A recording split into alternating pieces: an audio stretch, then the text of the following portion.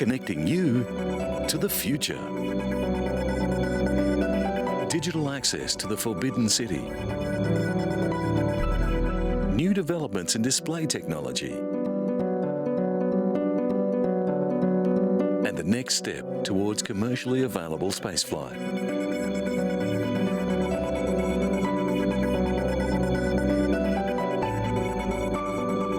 The ancient Roman Forum is one of the Italian capital's biggest attractions, with tourists visiting from across the world. But people unable to visit the Eternal City for themselves can now take a virtual tour of ancient Rome. Billed as the largest digital archaeological reconstruction ever undertaken, Rome Reborn is cutting-edge technology from new tech demos. Images of approximately 7,000 buildings recapture Rome at the peak of its glory in 320 AD, during the reign of Constantine the Great. Using a handheld device, the virtual tourist can get a 360-degree view of how the city used to look. The technology can be applied to any site. The model that we're using has been constructed very meticulously by a team of researchers in order to faithfully represent the way Rome would have looked in 320 AD. This type of display has advanced rapidly due to the acceleration of computer graphics technology. The designers believe the system will be used as a new type of historical exhibit in museums. The next stage in the development of the virtual technology will see tours becoming available over the internet.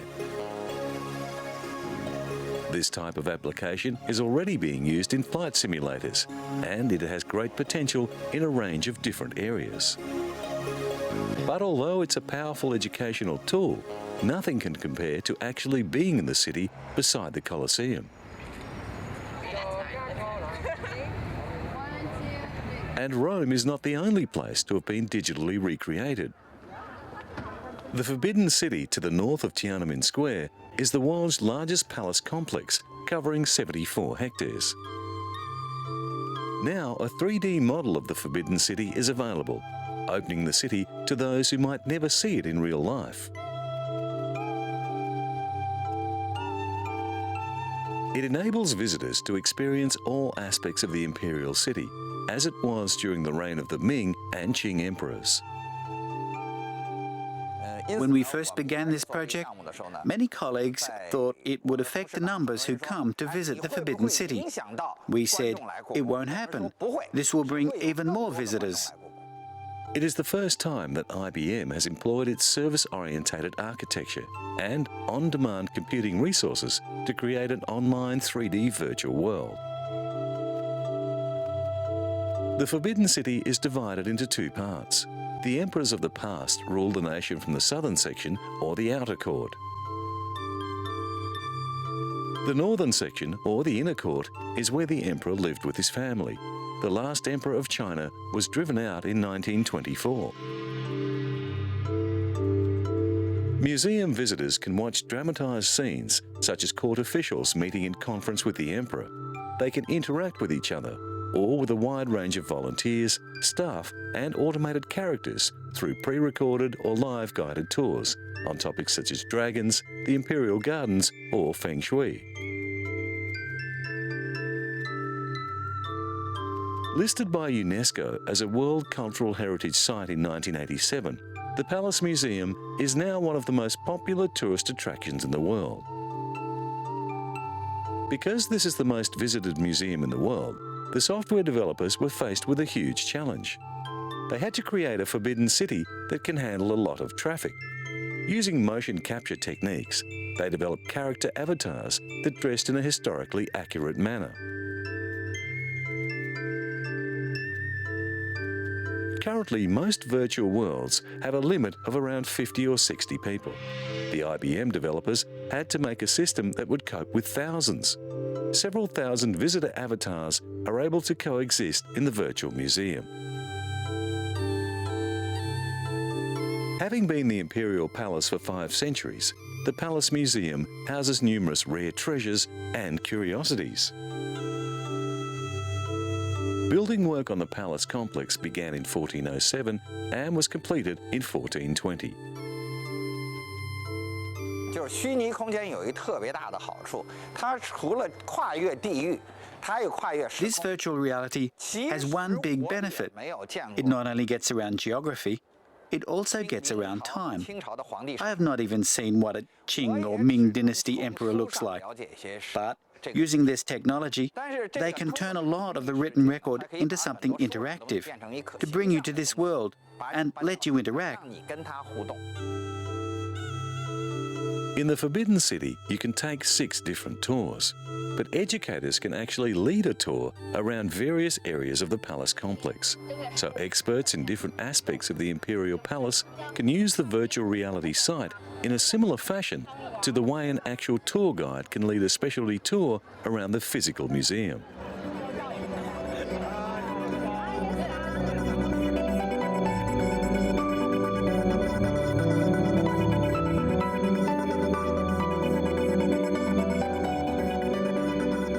Iceland has abundant natural reservoirs of water and ice.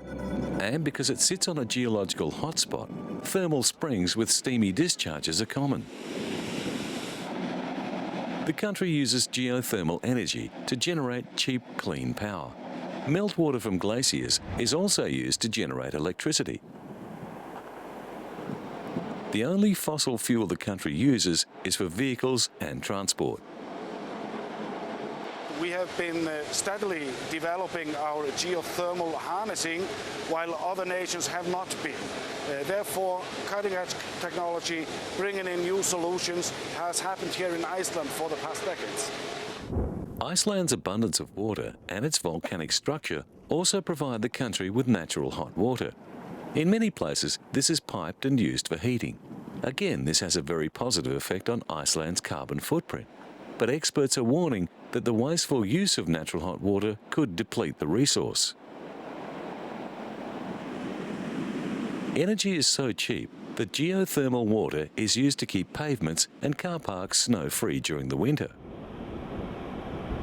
Having an endless supply of geothermal water means 99% of homes in Iceland are run on renewables. Hot water from the springs is cooled and pumped into the taps of nearby homes.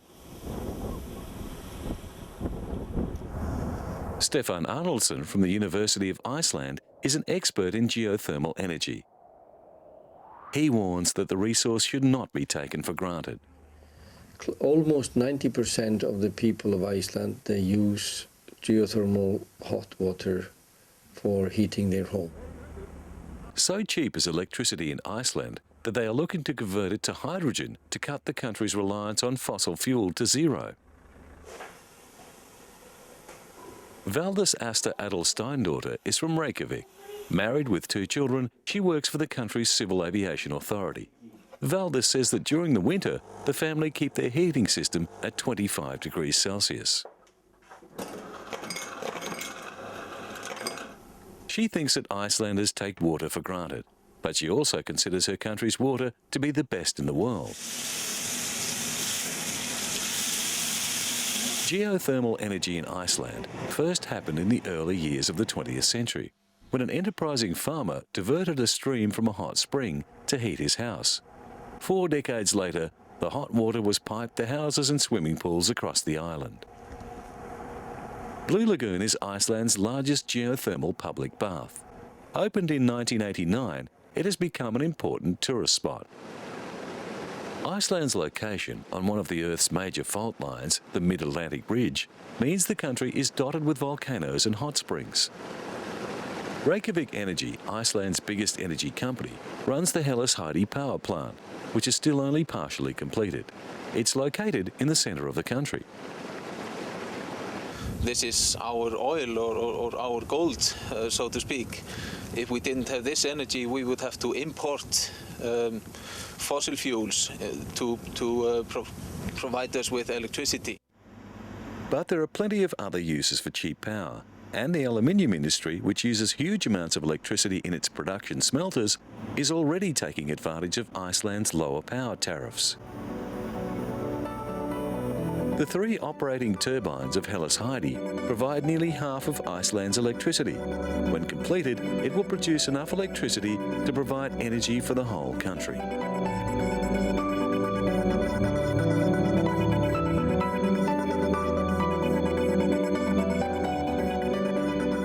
LG Display recently announced that it has developed an LCD display panel that refreshes 480 times every second.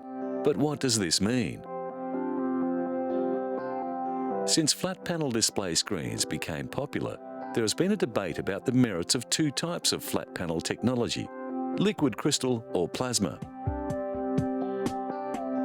While the LCD panels had lower power consumption and better resolution, plasma screens had better contrast and could render fast-moving images more clearly. They could be made bigger too. Now, work done at the LG developmental labs in South Korea mean the company's soon-to-be-released True Motion display panels will have a much quicker response time, eliminating problems associated with fast-moving images.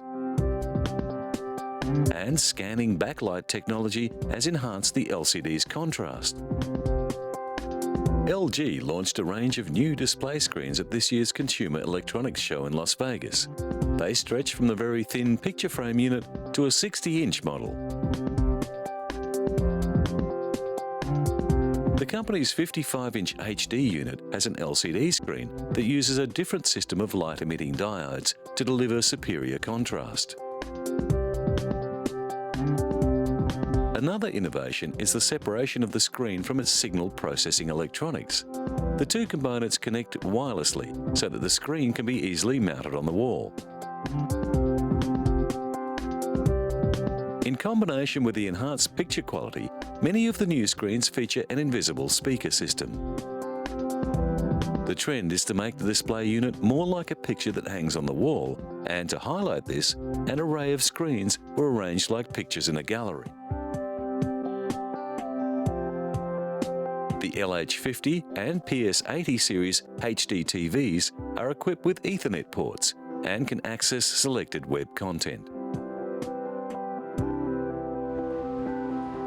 And the Tokyo Metropolitan Museum of Photography has just mounted an exhibition called Still Motion, Liquid Crystal Painting, that displays a collection of artworks on flat-panel LCD screens. Dominic Legeman's YOLO V pays homage to Goya's painting The Inquisition Tribunal. As the viewer approaches, his image is imported onto the screen. Sam Taylor Wood's Still Life pictures a bowl of fruit as it ages over several weeks.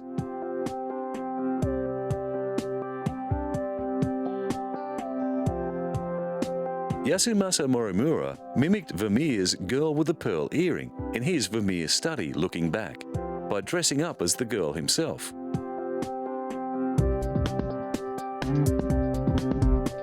Museum curator Satomi Fujimura explains that the artworks have their origins in traditional paintings, but they also explore future styles and directions that become possible as the use of technology in art evolves. Hiroshu Senju's A Forest of Water appears like a traditional Japanese folding screen. Julian Opie's minimalist figures, the woman with evening dress and Kira with a pendant, smile at the viewer.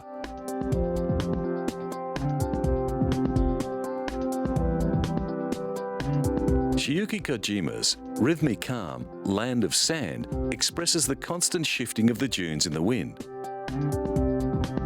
One room of the gallery is pitch black, and the LCD screens appear to emerge from the darkness, showing small scenes of moving life. The Tokyo Metropolitan Museum of Photography has always included film in its range of interests, but this LCD exhibition is a new development. It represents a fusion of the moving image and the more traditional framed art hanging on the wall.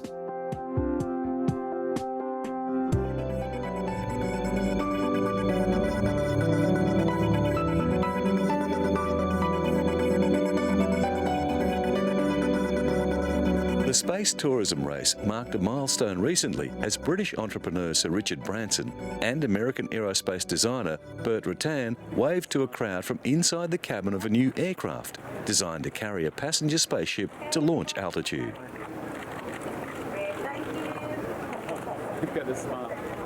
The White Knight 2 mothership was christened with champagne before a crowd of engineers, dignitaries and space enthusiasts at the Mojave Air and Spaceport in the high desert north of Los Angeles. That's my second accident. We hope to be able to start a program where we can try to fly people incredibly quickly around the world, from New York to Australia in less than 2 hours. White Knight 2 is the largest all-carbon composite aircraft ever built. It is the brainchild of Burt Rutan, who made history in 2004 when his Spaceship One became the first private manned aircraft to reach space. That historic spaceflight was accomplished with the help of White Knight 2's smaller predecessor, White Knight. Now the new mothership must undergo at least a year of rigorous flight tests. Retired American astronaut Buzz Aldrin and his wife also took part in the event. You've done it before, huh? Well, I mean, the publicity benefit would accrue to whom? To me? No. I've been on the moon with Neil Armstrong. See, so I don't need the publicity. Next step is the completion of Spaceship 2, which will be flown by 2 pilots and carry 6 passengers.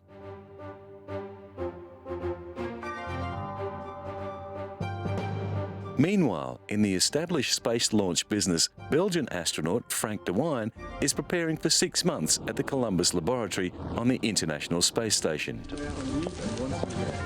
He will fly with Russian cosmonaut Roman Romanenko and Canadian Space Agency astronaut Robert Thirsk. With the Columbus Laboratory finally functioning, Europe now has a very real long-term investment in the ISS.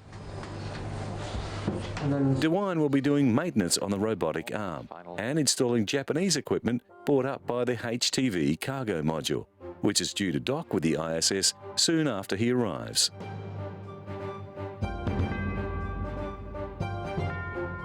As well, he will be carrying out experiments for scientists back on Earth.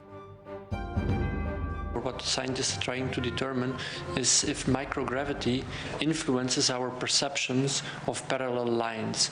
Orientation is something that is very important also here on Earth, how people can orient themselves. Often elderly people have problems with that, and by trying to measure the processes also in microgravity that are happening in our brain, scientists try to determine if they can find also cures for diseases here on Earth. In 2002, De Wijn spent 12 days in space aboard the ISS for ESA and Belgium's Odyssea mission. The European Space Agency is not taking any chances with its next astronaut, and Dutch ESA astronaut André Kuipers is serving as backup. In support of the upcoming mission, NASA has already sent up a shuttle carrying supplies and equipment.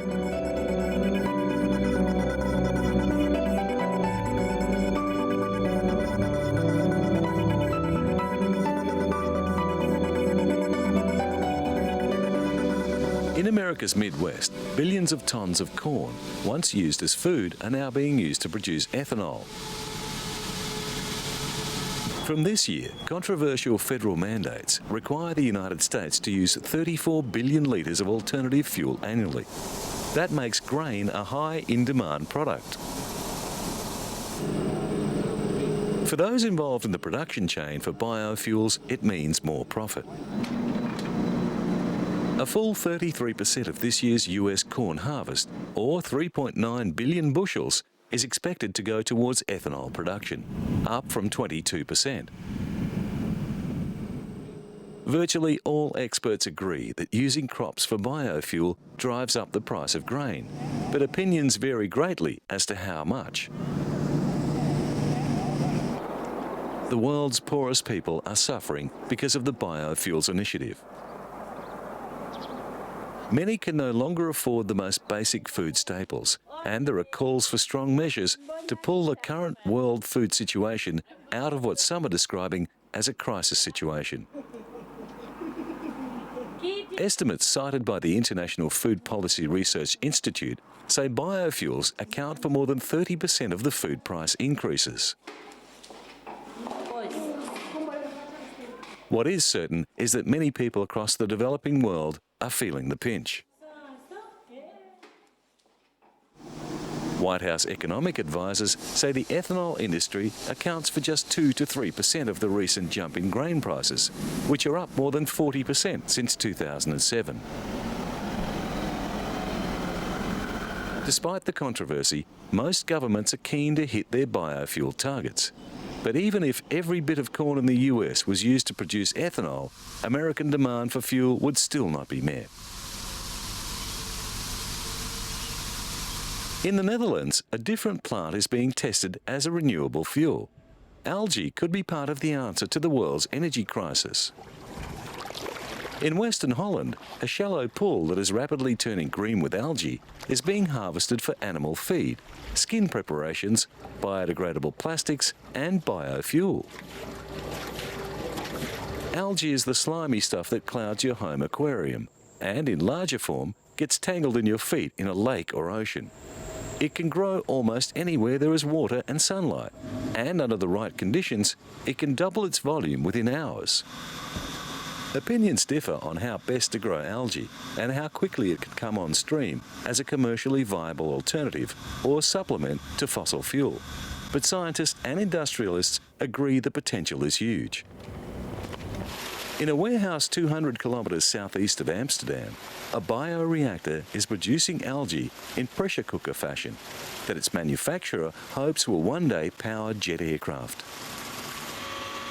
Algae doesn't require much space or good farmland. It can grow in freshwater, polluted water, seawater or farm runoff.